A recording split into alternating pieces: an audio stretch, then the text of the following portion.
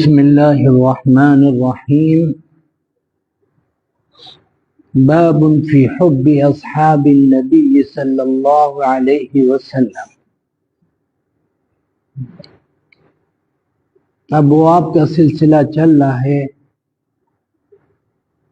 اب باب شروع ہوا ہے صحابہ کرام کی عظمت و شان اور ان کے مقام و مرتبے کو اجاگر کرنے کے لیے، بتانے کے لیے، ان کے مقام کو لوگوں کے سامنے رکھنے کے لیے کہ اللہ نے ان کے مقام و مرتبے کو کتنا بلند کیا ہے۔ آیات کا پورا سلسلہ تھا، مختلف چیزوں سے آپ نے اللہ تعالیٰ نے لوگوں کو سمجھایا، ان کی خوبیاں اور صاف کمالات، قربانیاں سب ذکر کی۔ اعوذ باللہ من الشیطان الرجیم، محمد الرسول اللہ والذین معه اشداء علی الکفار والسابقون الاولون من المہاجرین والانصار والذین اتبعوهم بإحسان، اور فرمایا لا یستوی منکم من انفق من قبل الفتح وقاتل أولئك أعظم درجة من الذين أنفقوا من بعد وقاتلوا وكلا وعد الله الحسنى والله بما تعملون خبير۔ اور اس کے بعد احادیث کا سلسلہ اب شروع ہو رہا ہے۔ آیات ہو چکی ہیں۔ وعن عبد الله بن مغفل رضي الله عنه قال قال رسول الله صلى الله عليه وسلم الله في أصحابي لا تتخذوهم من بعدي غرضا فمن أحبهم فبحبي أحبهم ومن أبغضهم فببغضي أبغضهم ومن آذاهم فقد آذاني ومن آذاني فقد آذى الله ومن آذى الله فيوشك أن يأخذه۔ حضرت عبداللہ ابن مغفل رضی اللہ عنہ اس حدیث پاک کے راوی ہیں، کہتے ہیں کہ رسول کریم صلی اللہ علیہ وسلم نے ارشاد فرمایا کہ میرے ساتھیوں کے بارے میں، میرے اصحاب کے بارے میں اللہ کا خوف کھاؤ، اللہ سے ڈرو، اللہ کا لحاظ کرو۔ کیوں؟ کس بات میں اللہ کا لحاظ کرو؟ لا تتخذوهم من بعد غرضا، یہ نہ ہو کہ تم میرے بعد ان کو ہدف ملامت بنانے لگو، ان پر تنقیدیں کرنے لگو، ان کے اندر کمیاں ڈھونڈنے لگو۔ تو پھر فرمایا فَمَنْ أَحَبَّهُمْ فَبِحُبِّي أَحَبَّهُمْ۔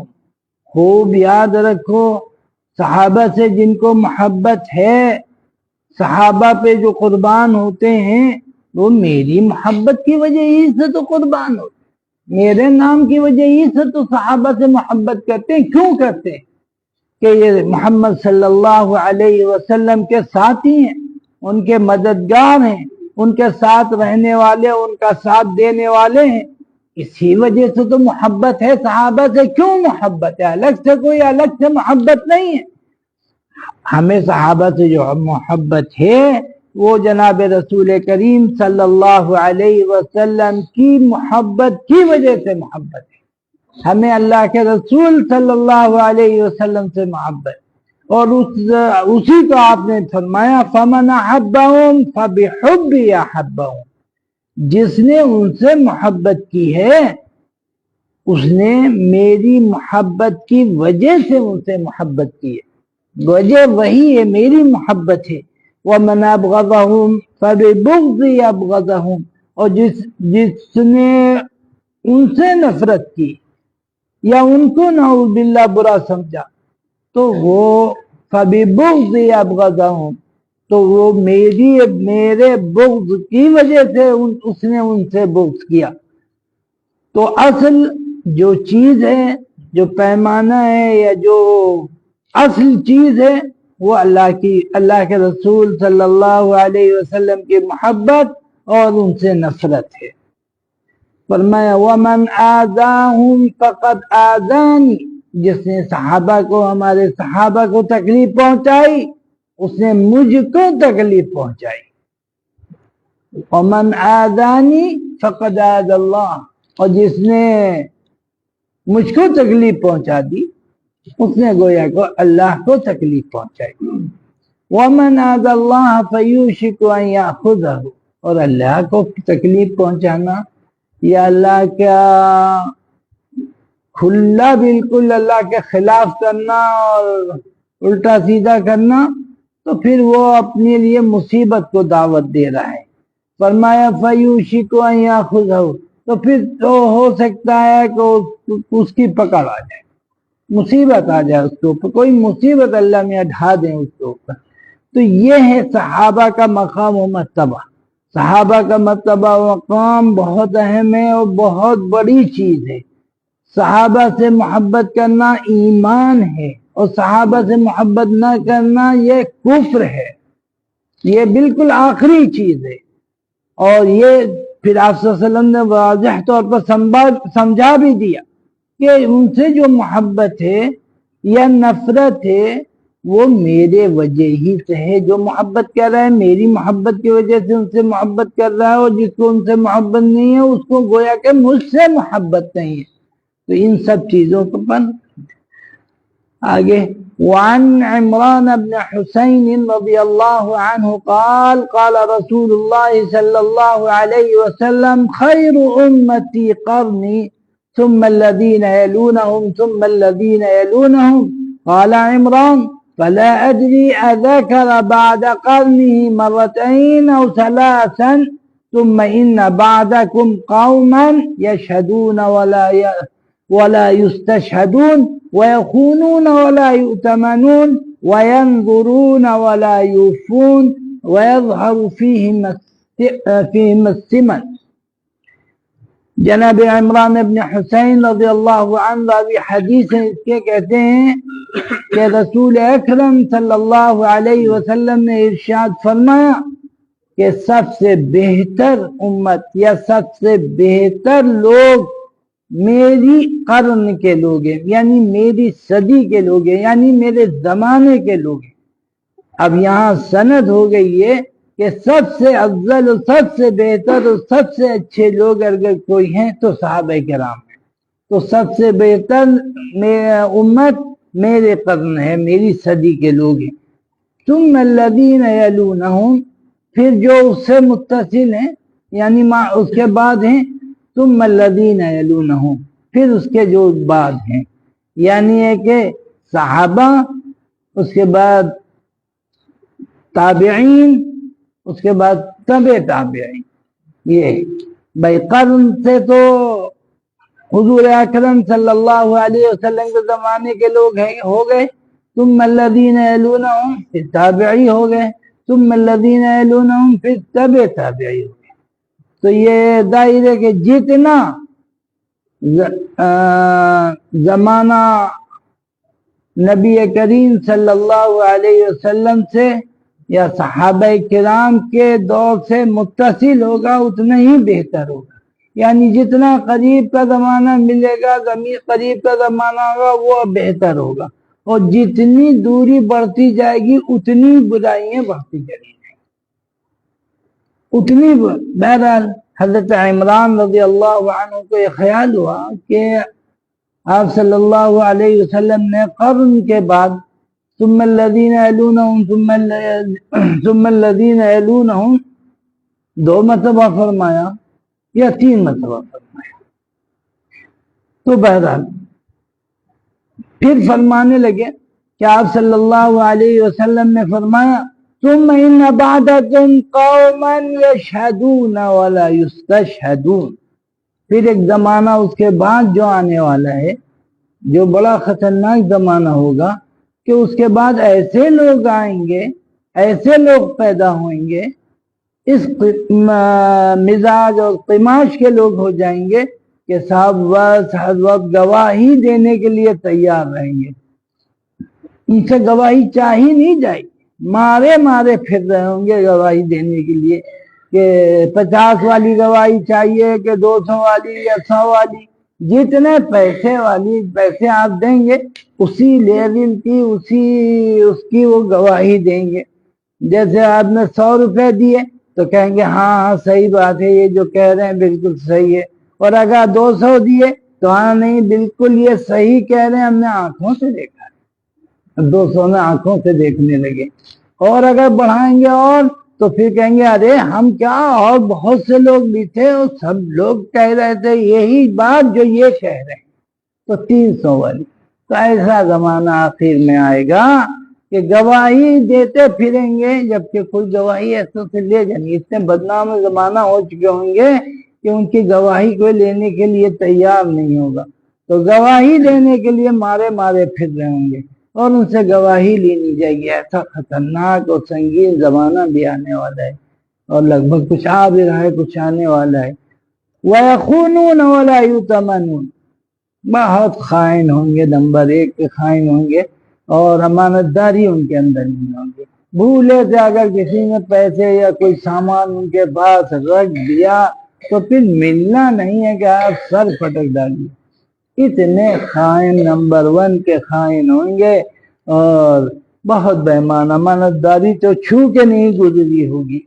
وَيَنظُرُونَ وَلَا يُوفُونَ، ایسی نظریں مانیں گے، نظریں پوری کبھی نہیں کریں گے، نظریں پوری نہیں کریں گے، بہت نظریں پوری نہیں کریں، اور اس کے لیے ہیلے و بہانے سب تلاش کریں گے۔ تو ایک صاحب کسی مصیبت میں پڑے تو انہوں نے بڑی نظریں ماننی شروع کی، میں یوں کر دوں گا، یوں کر دوں گا، یوں کر دوں گا، اور صاحب پہلی پیشی کہا کہ اگر آج کچھ ہو گیا بڑھیا تو ہم اللہ کے راستے میں بہت کچھ کریں گے، اور معلوم پیشی ہوئی، کچھ ان کو راحت ملی، تو دوسرے دن اور ابھی بہت سی کام باقی تھے تو انہوں نے کہا ارے جو اتنا بہت کہا تھا اتنا تھوڑی نہ کر دیں گے، ارے 10-20 روپے دے دیں گے فقیر کو، اتنا زیادہ تھوڑی۔ اور جب چھوٹ گیا بالکل تو کہنا ارے چھوڑو یار، 10-20 روپے بھی نہیں دیں گے، کہاں چکر میں پڑے ہو یار، ہو گیا کام بس ختم۔ اب اللہ میاں کو بھی داؤں دے دیا، اللہ تعالیٰ کو بھی بیوقوف بنا دیا۔ پہلے تو خوب منتیں مانی، ہمارے ساتھ یہ ہوگا تو ہم بکرا ذبح کریں گے، غریبوں میں تقسیم کریں گے، اور اس کے بعد اگر اور بقیہ پورا کام ہو گیا تو صاحب پھر تو ہم اور کئی جانور گرا دیں گے۔ تو پہلے دن کام ہوا تو بکرے کی جگہ مرغی گرا دیا بس، اور جب فل کام ہو گیا تو سارے ایک پیسے کی جو 10-20 روپے نظر فقیروں کو دینے کے لیے مانی تھی وہ بھی نہیں کیا، اور کہا یار چپ رہو، تو کہہ رہے تم نے تو ہمارے سامنے یہ نظریں مانی تھی، کہہ رہا ہمیں چپ رہو، اللہ میاں کو بیوقوف بنا رہے۔ نعوذ باللہ، نعوذ باللہ، یہ اتنا جری ہو جائے گا، اتنا خبیث ہو جائے گا انسان کہ اللہ میاں کو بھی نعوذ باللہ بیوقوف بنانے کے لیے ہوگا۔ تو بڑی بڑی نظریں مانیں گے، وہ نظریں پوری نہیں کریں گے۔ وَيَظْهَرُ فِيهِمَ السِّمَنُ، اور بڑے مستندے خود مجرب ہو رہے ہوں گے، بہترین قسم کے۔ بقرعید میں اگر ان کو قربان کیا جاتا تو بہت اچھا، بہت کھا پی کے خوب آرام دہ آرام مزاج ہو گیا ہوگا، آرام والا، اور دوڑ بھاگ کرتے نہیں ہیں، حرام کی دعوت پہ کھا رہے ہیں، تو خوب مستندے بکرے ہو رہے ہوں گے بالکل بڑھیا قسم کے۔ تو فرمایا کہ بڑے موٹے تگڑے قسم کے وہ لوگ ایسے حرام خور ہوں گے۔ وعن عبد الله بن مسعود رضي الله عنه أن النبي صلى الله عليه وسلم خير الناس قرني ثم الذين يلونهم ثم الذين يلونهم ثم يجيء قوم تسبق شهادة أحدهم يمينه ويمينه شهادته۔ حضرت عبداللہ بن مسعود رضی اللہ عنہ نبی اکرم صلی اللہ علیہ وسلم سے نقل کرتے ہیں کہ آپ نے ارشاد فرمایا بہترین لوگ میری قرن کے ہیں، میرے زمانے کے ہیں، میری صدی کے ہیں، ثم الذین یلونہم ثم الذین یلونہم، پھر ان کے بعد جو آئیں گے، پھر ان کے بعد جو ان سے متصل ہوئیں گے. ثم یجیء قوم تسبق شہادت احدہم یمینہ ویمینہ شہادتہ، پھر ایسے لوگ آئیں گے جن کی گواہی ان کی قسم پر سبقت کرے گی، اور ان کی قسم جو ہے وہ ان کی شہادت پہ سبقت کرے گی، اور شہادت ان کی قسم پہ سبقت کرے گی. یعنی نمبر 1 یہ بے ایمان لوگ. ایسا بھی ایک زمانہ آئے گا. وہی ما قبل والی حدیث کی اس سے توثیق ہو رہی ہے، تائید ہو رہی ہے کہ پھر ایسے لوگوں کا بھی آنے کا وہ ہے کہ وہ ایسے ہوں گے کہ ان کی شہادت ان کی یمین پر، ان کی یمین ان کی شہادت پر سبقت کرے گی. کہنے گا صاحب منڈی ہوگی بے ایمانوں کی، ہاں بھائی پہنچے، کیا چاہیے؟ گواہی، قسم. کیا 50 روپے میں قسم کھائیں گے اور 100 روپے میں گواہی دینے جائیں گے؟ اور گواہی کون کیا کیا دینا ہے بتاؤ؟ 100 روپے والی گواہی، 200 روپے والی، 500 روپے والی، کون سی گواہی چاہیے؟ تو وہ فوراً سب پر کیا قسم چاہیے 100 روپے میں، 50 روپے میں. اور گواہی جانا پڑے گا، محنت کرنی پڑے گی صاحب، 200 روپے لگیں گے. اور کیا گواہی دینا بتائیے؟ اگر وہ سب بھی کہنا ہے، آنکھوں دیکھا حال بھی بیان کرنا، تو 300 روپے لگیں گے. بےمان نمبر 1 کے حرام خور کہ نہ اللہ کا ڈر اور نہ معاشرے کا خوف. معاشرے کا بھی خوف نہیں. لوگ کیا کہیں گے؟ ارے یہ 50 روپے 100 روپے میں قسمیں کھاتے ہیں، گواہی دیتے ہیں، 100 روپے لیتے ہیں، پھر جو چاہو ان سے کروا لو. معاشرے کا بھی وہ نہیں لحاظ کہ لوگ تمہارے بھائی بند لوگ، تمہارے محلے والے، تمہارے گاؤں والے، شہر والے کیا کہیں گے تم. نہ ان کا ڈر نہ اللہ کا ڈر. تو ان کے ثم یجیء قوم تسبق شہادت احدہم یمینہ، کہ ان کی شہادت ان کی یمین پر سبقت کرے گی، اور ان کی یمین ان کی شہادت پر سبقت کرے گی. دونوں چیزیں بالکل ملیں گی، پیسے سے ملیں گی، فری میں نہیں ملے گی. فری میں کچھ بھی نہیں ملے گا، ہر چیز میں پیسہ چلے گا. وعن ابي سعيد الخدري رضي الله عنه قال قال رسول الله صلى الله عليه وسلم لا تسبوا أصحابي فلو أن أحدكم أنفق مثل أحد ذهبا ما بلغ مد أحدهم ولا نصيفه. حضرت ابو سعید خدری رضی اللہ عنہ راوی حدیث کہتے ہیں کہ رسول اللہ صلی اللہ علیہ وسلم نے ارشاد فرمایا کہ میرے اصحاب کو برا بلا نہ کرو. کیوں نہ کہو؟ یہ دیکھیے کیسا وقت آنے والا ہے. اور صحابہ کا کیا کہ جب ان کو ستایا جاتا تھا، ریت پہ لٹا دیا جاتا تھا، سینے پہ پتھر رکھ دیا جاتا تھا، انگاروں پہ لٹایا جاتا تھا، اس پہ گھسیٹا جاتا تھا، تو ان سے اور کہا جاتا تھا تم پھر جاؤ، صرف اتنا کرو ایمان سے پھر جاؤ، پھر ہم تمہیں بالکل چھوڑ دیں گے، ہر طرح سے راحت و آرام سے رکھیں گے. لیکن وہ صحابہ کیا تھے؟ وہ اس حالت میں بھی کہتے احد احد، اللہ ایک ہے، اللہ ایک ہے، میں معبودان باطل کو نہیں مان سکتا. کچھ بھی کر ڈالو، تم مار ڈالو، کچھ کر ڈالو. اور یہاں 100 روپے میں گواہی اور سب دیتے تھے. تو صحابہ کی شان و مقام و مرتبہ کیوں نہ بلند. اس قدر ستائے جانے کے بعد بھی صرف زبان سے اللہ ہی اللہ نکلتا تھا، اس کے علاوہ دوسرا لفظ نہیں نکلتا تھا. وہ ہیں جو وہ یہ صحابہ وہ ہیں جنہوں نے اپنی زندگیوں کو قربان کر دیا جناب رسول اکرم صلی اللہ علیہ وسلم کے لیے. کیسی کیسی ان کی قربانیاں ہیں. یہ مقام و مرتبہ یوں ہی نہیں مل گیا. تو فرمایا کہ اگرچہ کوئی تم میں سے کوئی شخص بھی احد پہاڑ کے برابر سونا خرچ کر دے، تو سمجھتے ہو کیا ہے؟ ان کے ایک مد کے برابر بھی تمہیں ثواب نہیں ملے گا، نہ اس کے آدھے کا آدھا بھی. یعنی ایک مد جو سیر بھر لگ بھگ سیر بھر کے قریب ہوتا ہے، یا جس کو آج کل کی زبان میں کلو کہہ سکتے ہیں یا 800 گرام کہہ سکتے ہیں وغیرہ وغیرہ، اس کے ان کے ایک تولہ سونا یا ایک مد سونا یا ایک سیر سونا یا 800 گرام 1 کلو سونا کے برابر تمہارا احد پہاڑ کے برابر سونا دینا بھی برابری نہیں کر پائے گا۔ یہ اللہ نے ان کے مقام کو اور مرتبے کو بنایا ہے۔ ہم نے بتایا تھا کہ ان صحابی تو وہ ہے کہ بس اس کو کوئی بھی کار خیر کا بھی موقع نہیں ملا، ایمان لایا اور جہاد میں شریک ہوا اور شہید ہو گیا، وہ ہو گئے۔ اس کے بارے میں آپ یہ کہہ رہے ہیں کہ تم اس کی برابری نہیں کر پاؤ گے، زندگی بھر محنت و مشقت کرو گے تو اس ادنا درجے کے صحابی کے مقام و مرتبے کو نہیں پہنچ پاؤ گے، یہ سمجھو، یہ سمجھنے۔ اس لیے صحابہ کے احترام آخری درجے میں ہونا چاہیے ہمارے دلوں۔ وعن رفاعة بن رافع رضي الله عنه قال جاء جبريل إلى النبي صلى الله عليه وسلم قال ما تعدون أهل بدر فيكم؟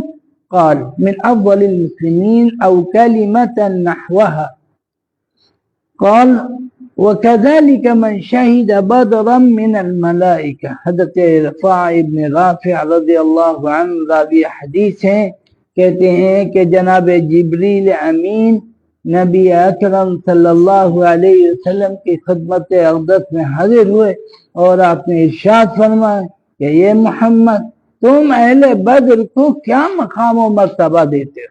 جو لوگ بدر کے غزوے میں شریک ہوئے، جو لوگ بدر کے معرکے میں شریک ہوئے، تم ان کے بارے میں کیا تصور رکھتے ہو؟ ان کے مقام و مرتبے کو کیا سمجھتے ہو؟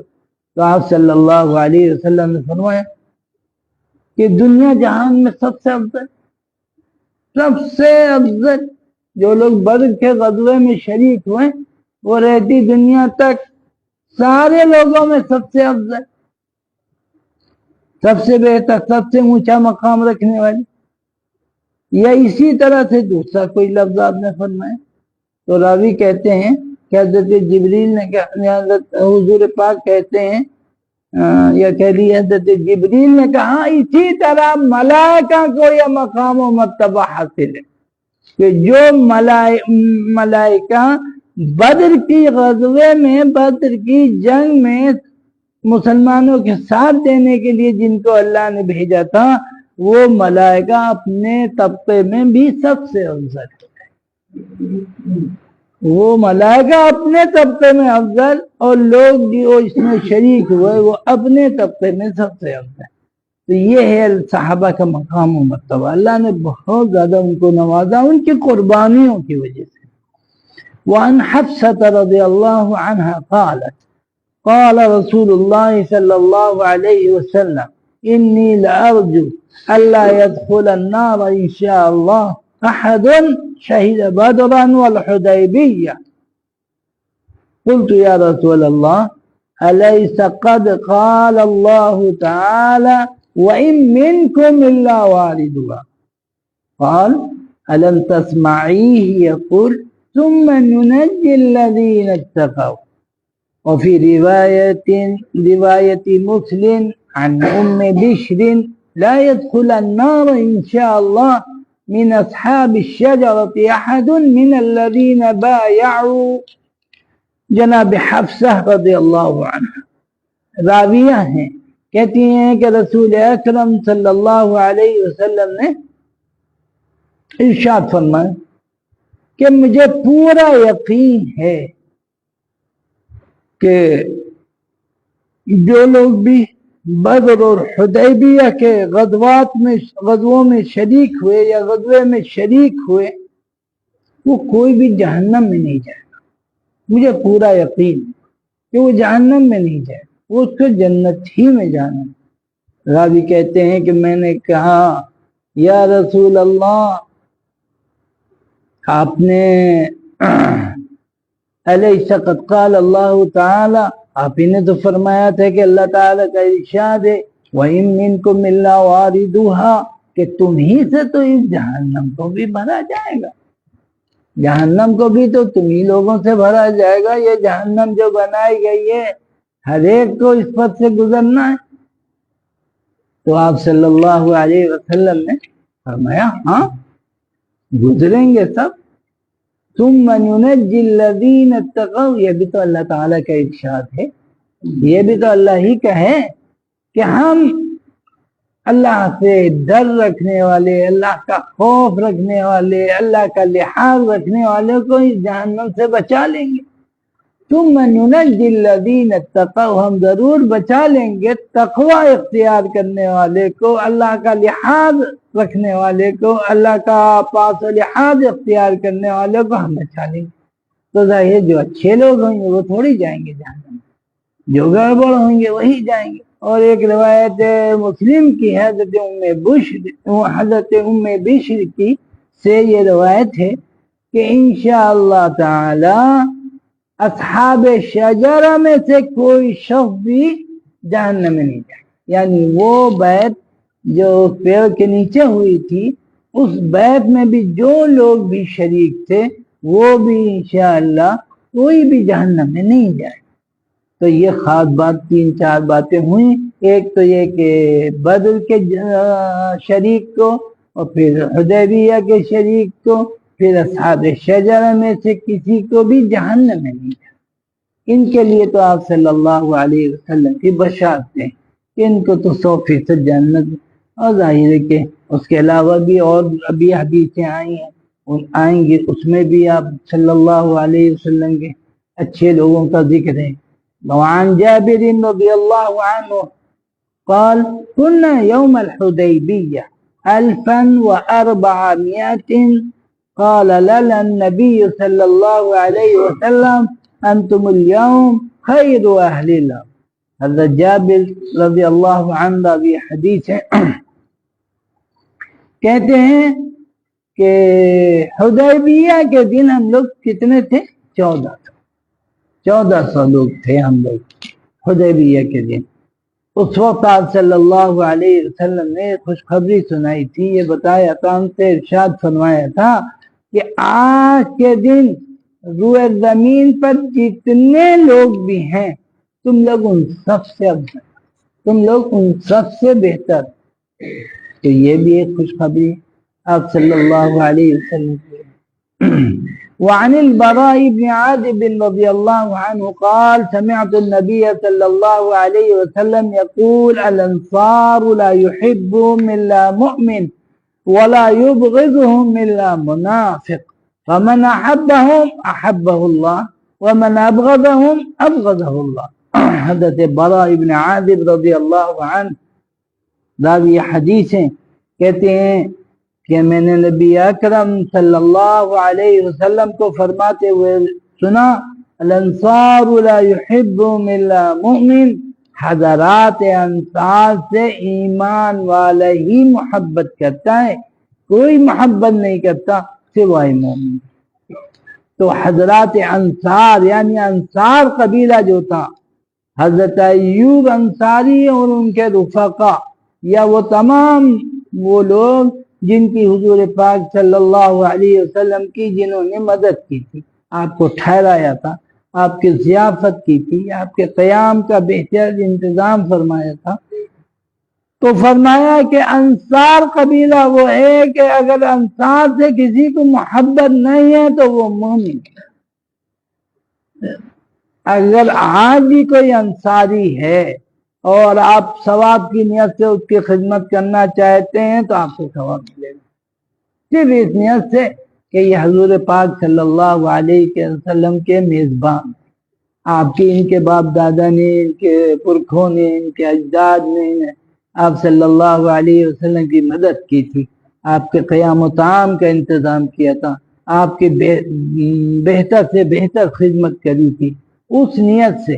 اور انصاریوں سے اگر آپ ان کے ساتھ اچھا معاملہ کریں تو اس پر بھی اجر ملے گا.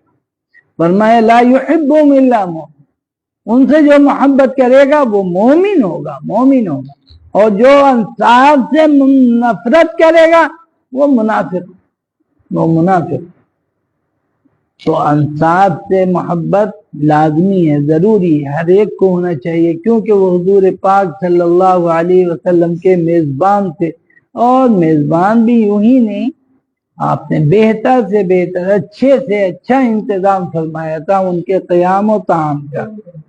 تو فرمایا فَمَنْ أَحَبَّهُمْ أَحَبَّهُ اللَّهُ، جو انصار سے محبت کرے گا اللہ اس سے محبت کرے گا۔ اور بڑی بات کہ جو انصار سے محبت کرے گا احبہ اللہ، اللہ اس سے محبت کرے گا۔ وَمَنْ أَبْغَضَهُمْ أَبْغَضَهُ اللَّهُ، اور جو انصار سے نفرت کرے گا، کینہ رکھے گا، تو اللہ تعالیٰ سے اللہ تعالیٰ اس سے نفرت کریں گے۔